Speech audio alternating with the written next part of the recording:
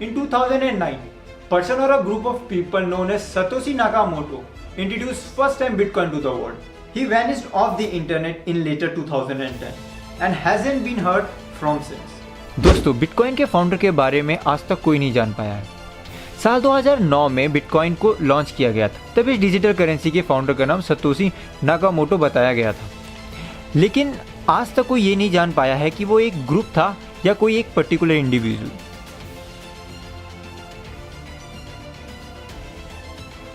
Losing your Bitcoin address, which is also known as your private key, not only means losing your unique identification, it also means losing all the Bitcoin in your wallet.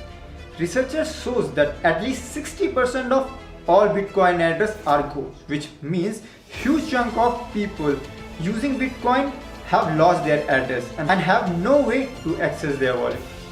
अगर आपका bitcoin wallet गुम हो गया तो आप ये समझे कि आपका बिटकॉइन भी गया, क्योंकि बिटकॉइन एक डिजिटल वॉलेट में रखा जाता है और इसे लॉगिन करने के लिए प्राइवेट की का इस्तेमाल किया जाता है। प्राइवेट की एक यूनिक आईडी होती है जो कि पासवर्ड की तरह होती है। रिसर्चर्स का यह कहना है कि अभी तक 60% लोग अपने वॉलेट को खो चुके हैं, जिस वजह से वो अपने बिटकॉइन को एक्सेस नहीं कर पाएंगे।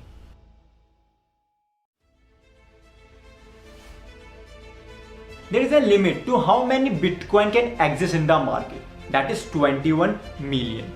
As of this moment, 17 million of Bitcoin are already in circulation.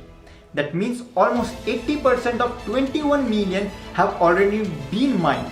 Bitcoin की सप्लाई लिमिटेड है, जो कि 21 मिलियन है, और अभी तक 17 मिलियन बिटकॉइन यूज हो चुके हैं, यानी कि 80% बिटकॉइन माइन हो चुके हैं।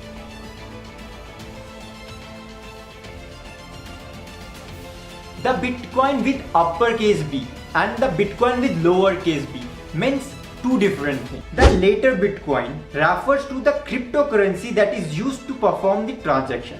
The former Bitcoin refers to the ledger that stores the information regarding this transaction.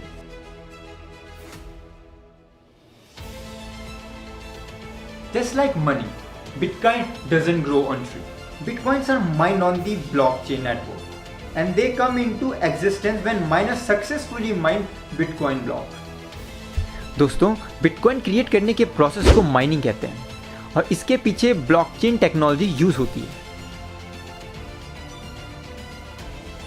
People always ask that what they can buy from Bitcoin, but the real question should be what they can't buy with Bitcoins, because you can buy everything. You can buy a food, you can buy a coffee from Starbucks, you can buy Tesla car, you can order a food, you can buy everything. लोगों के दिमाग में एक question है कि तुम bitcoin से क्या चीज़ खरीद सकते हो, लेकिन क्वेश्चन ये होना चाहिए कि तुम क्या नहीं खरीद सकते बिटकॉइन से। तुम टेस्ला की कार खरीद सकते हो, तुम स्टारबक्स से कॉफ़ी खरीद सकते हो, और तुम फूड ऑर्डर कर सकते हो, तुम कुछ भी ऑर्डर कर सकते हो बिटकॉइन के थ्रू, क्योंकि एक वर्चुअल क्रिप्टो करेंसी है।